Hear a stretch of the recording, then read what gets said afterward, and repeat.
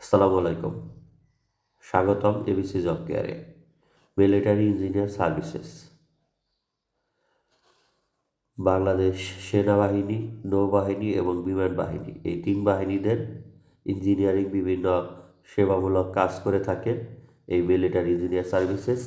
এই প্রতিষ্ঠানের উপসহকারী প্রকৌশলী বা সাব অ্যাসিস্ট্যান্ট ইঞ্জিনিয়ার সকল পোস্টের আর কি এই পদের বেতন, বোনাস এবং পেনশন সম্পর্কে আমরা আজকে জানবো। বেতন সর্বসাকুল্যে পে স্কেল 2015, এটা হলো 10ম গ্রেড এই পদটি। মাসিক বেতন 16,000 টাকা। 2015-এর পে স্কেল অনুসারে এই বেতন প্রত্যেক বছর 4% হারে বৃদ্ধি পায়।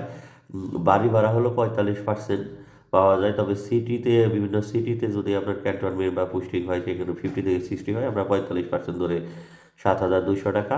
যাতায়াত ভাতা দেওয়া হয় না, তবে যদি আপনার কোনো অফিসিয়াল কাজে বাইরে যান সেই ক্ষেত্রে এটি এড়িয়ে পাওয়া যায়। ক্ষেত্র বিশেষ চিকিৎসা ভাতা 1,500 টাকা প্রতি মাস, এবং আপনার জন্য ফ্যামিলি সহকারে এদের তত্ত্বাবধানে যে সিএমএস আছে সেইখানে চিকিৎসা বিনা খরচে ফ্রি পেয়ে থাকেন। সেই ক্ষেত্রে ক্ষেত্র বিশেষে ভাতা বা নাও পেতে পারেন। সন্তানদের শিক্ষা ভাতা সর্বোচ্চ 2 জন সন্তানের জন্য 1,500 টাকা, অথবা এবং ক্যান্টনমেন্ট স্কুল অ্যান্ড কলেজে পড়ালেখার ফ্রিতে সুযোগ বা ক্ষেত্র বিশেষে অল্প টাকায় পড়ালেখার সুযোগও থাকে, সেই ক্ষেত্রে ভাতা নাও পেতে পারেন। ঠিক আছে।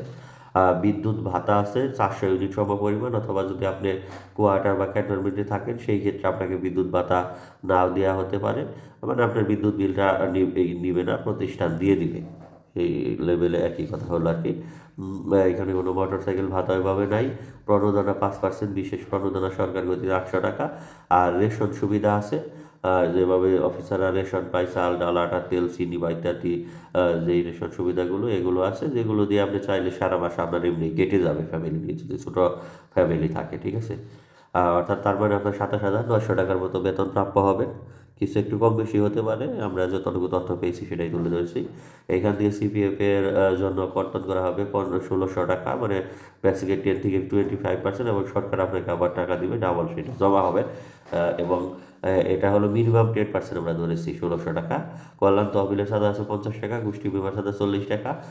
আয়কর যদি দেওয়া লাগে সেই ক্ষেত্রে আপনাকে অবশ্যই আয়কর মিনিমাম 250 টাকা, বা চাইলে কম বেশিও কাটাতে পারেন। এটা বছর শেষে প্রতিষ্ঠান আপনাকে স্লিপ দিয়ে দিবে, সেটার মাধ্যমে আপনি আয়কর জমা দিতে পারবেন, বা জমা হলো আর কি প্রত্যেক মাসে আস্তে আস্তে। তার মানে আপনার অ্যাকাউন্টে ঢুকবে 25,960 টাকার মতো। ঠিক আছে। আর বছরের যে বোনাসগুলো, নববর্ষ বোনাস পাবেন এখানে 3200 টাকা, 20% ধরে।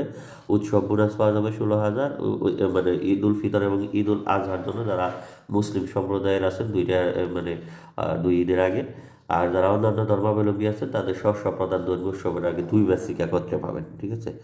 আর পেনশনের বিষয়টা যদি আসি, যে এখানে আসলে পেনশন সিস্টেম যেহেতু মানে বলা যায় যে সেনাবাহিনী, নৌবাহিনী বা বিমান বাহিনীর যে সুবিধাগুলো আছে পেনশনের এবং রেশন সুবিধা পেয়ে থাকে, সেম টু সেম এইরকম এরাও এখানে পাবে। ব্যক্তিগত বয়স আপনার 60 বছর বয়স পর্যন্ত আপনি চাকরি করতে পারবেন এই পোস্টে এখানে, যতদূর আমরা জানতে পেরেছি। এর মধ্যে ছুটি বিক্রির হিসাব এবং পেনশন হিসাব, ধরুন যে সর্বশেষ বেসিক আপনার যদি 50,000 হয়, তার 80%, 40,000 একে 2 দ্বারা ভাগ করলে 20,000 টাকা প্রত্যেক মাসে, বা আর এককালীন যেটা আছে যে একে 2-300, মানে সরকারি পেনশন ব্যবস্থা যেটা আছে ততদূর আমরা জানতে পেরেছি। তবে তথ্যে হয়তো বা যদি একটু ভুল থাকে তাহলে অবশ্যই আপনারা সেটা ক্ষমাসুন্দর দৃষ্টিতে দেখবেন। আর সব মিলিয়ে গ্র্যাচুইটি ও প্রভিডেন্ট ফান্ড বাবদ 50 থেকে 60 লক্ষ টাকার মতো আপনার অ্যাকাউন্টে ঢুকবে। আর সাথে তো পেনশন প্রত্যেক মাস আছেই। আপনি যদি ওই এই পর্যন্ত মারা যান সেই ক্ষেত্রে আপনার সন্তান বা স্ত্রী এরা যে কোনো কেউ মানে পেনশন সুবিধা কিন্তু এটা পাবে। ঠিক আছে। তো ওই যে বলে যায় হাতিম বললেও লাখ টাকা আর কি, এরকম আর কি এই ধরনের চাকরি। তো সবার জন্য শুভকামনা। আজকের মতো এখানে বিদায় নিচ্ছি। আল্লাহ হাফিজ।